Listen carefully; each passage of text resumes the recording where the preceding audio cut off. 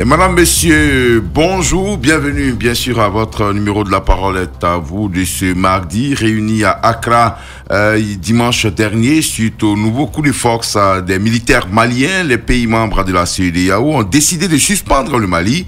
De son côté, le président français Emmanuel Macron menace de retirer les militaires français si le Mali va dans le sens d'un islamisme radical. Comment ramener définitivement la stabilité au Mali? Les coups de force sont-ils un moyen d'instaurer la démocratie dans nos États? Deux numéros pour nous joindre, le 27 20 21 44 48 ou le 27 20 24 27 et 87. Mais avant tout cela, nous avons un consultant en ligne ce matin, Dr Traoré Doulazier, qui est enseignant, chercheur à l'université Félix Houphouët-Boigny d'Abidjan Cocody. Docteur, bonjour.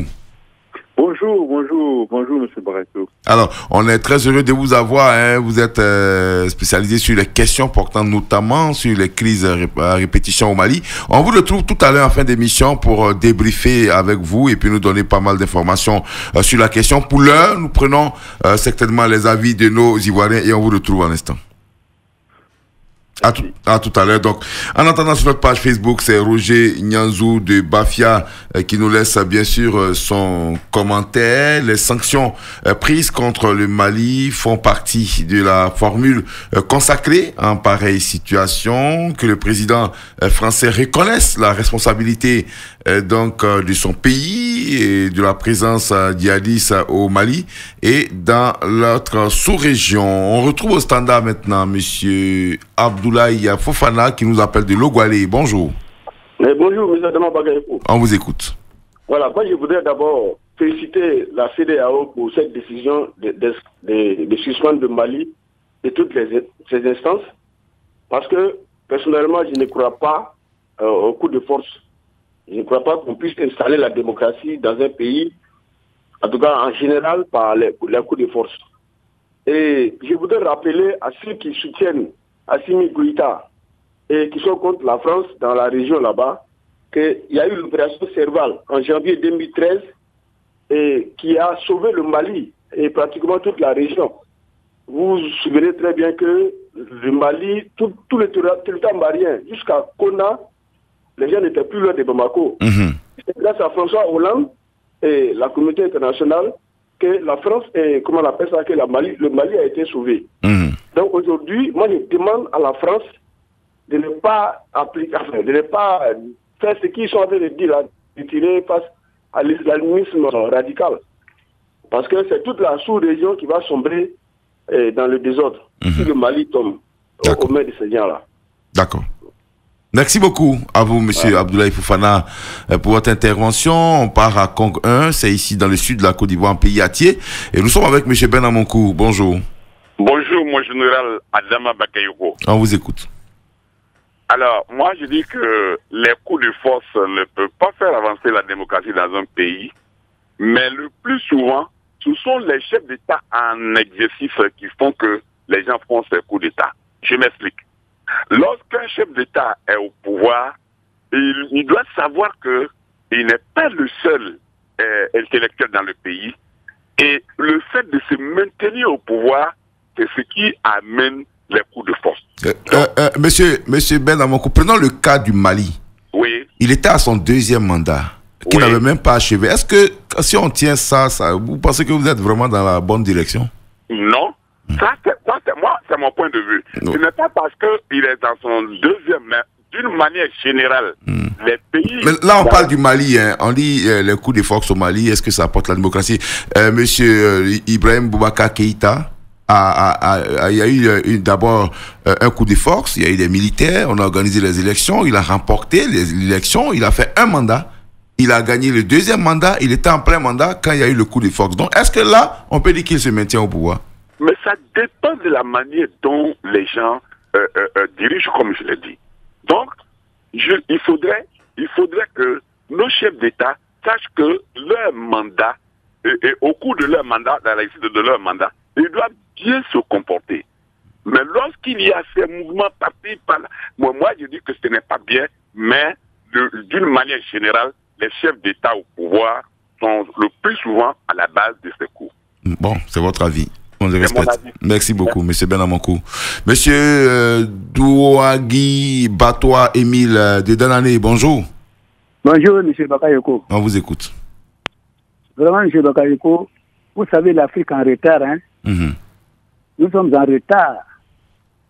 Mais est-ce que nos chefs d'État d'Afrique ne vont pas se réunir, trouver un compte de commandement?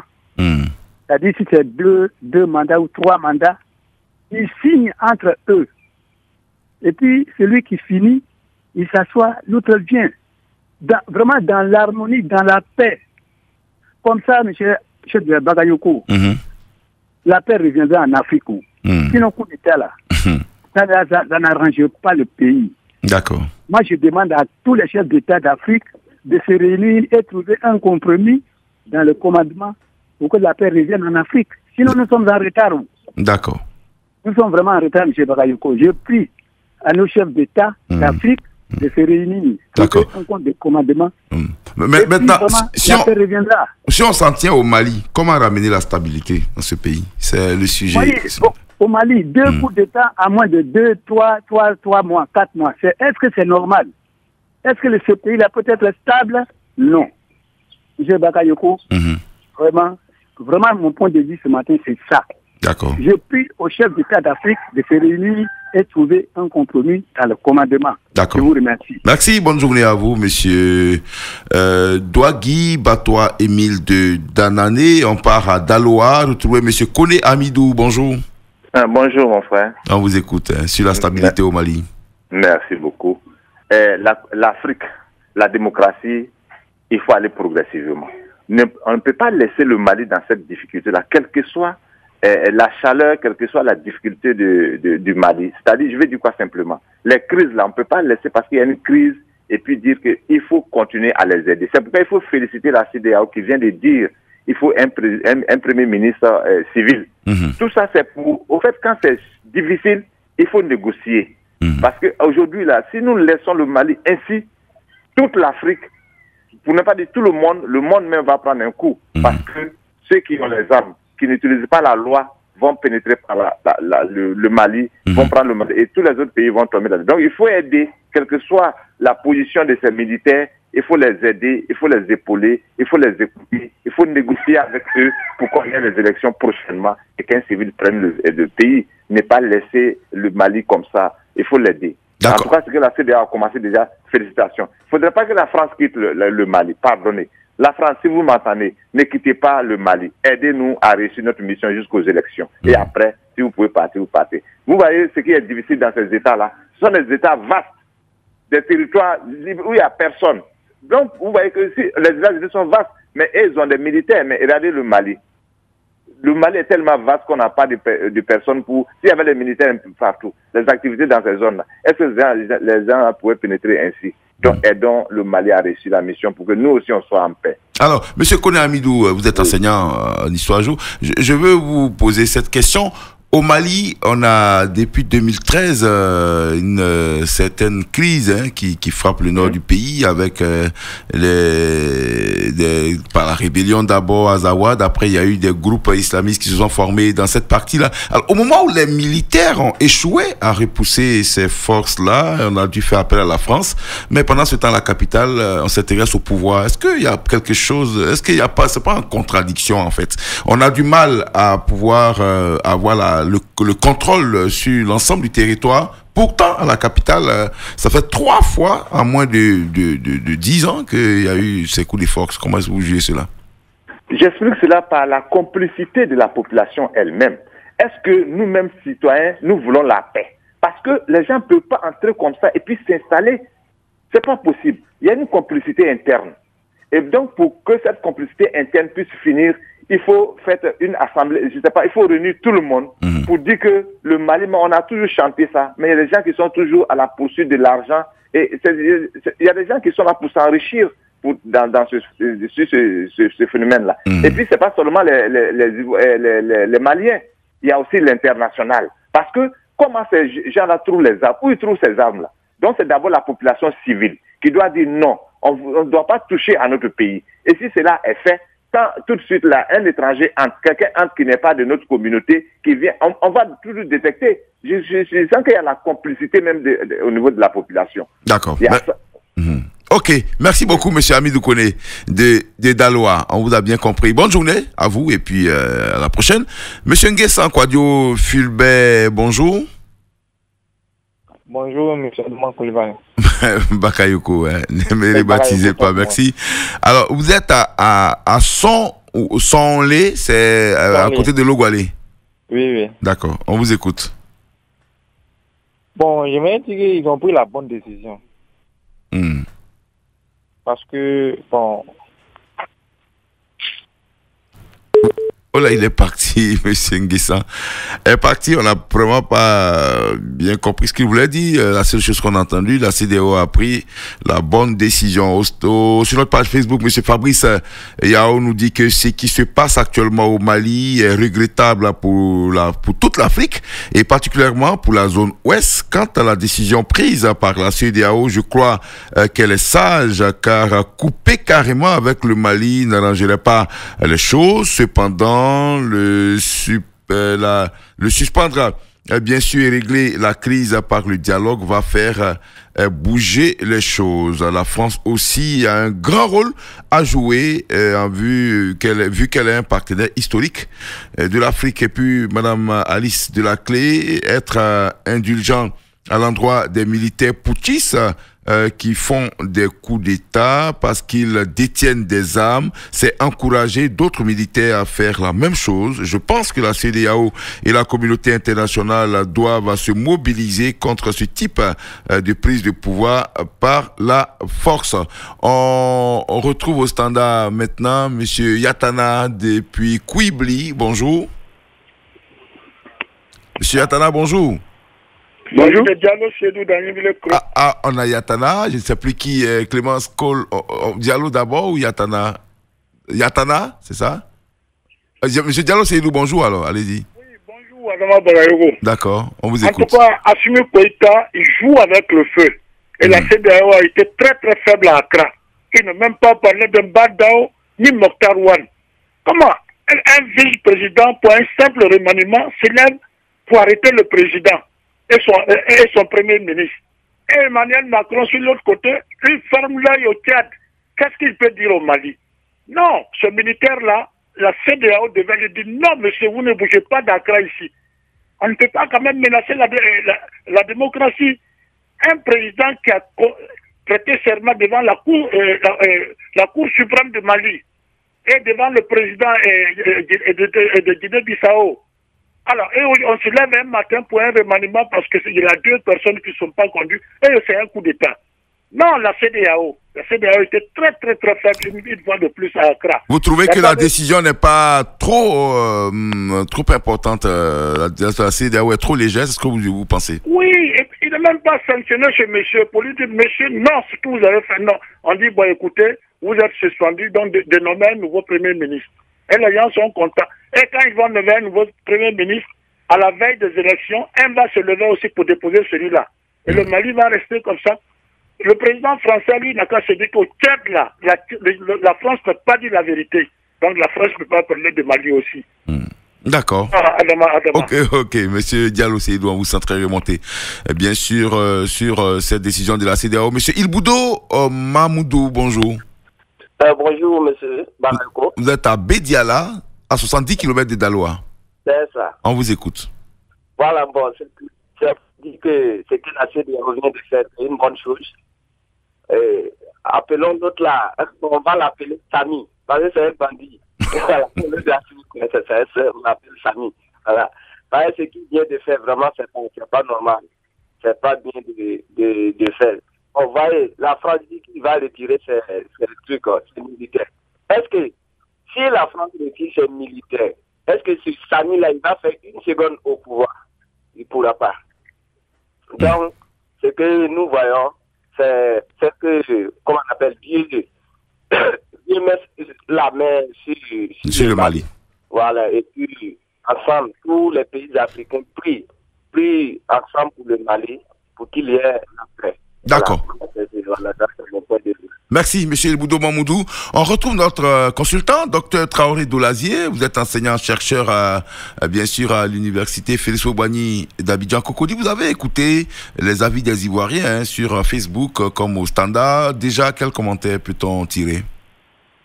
Oui, déjà, il faudrait remercier les auditeurs et remercier aussi les intervenants.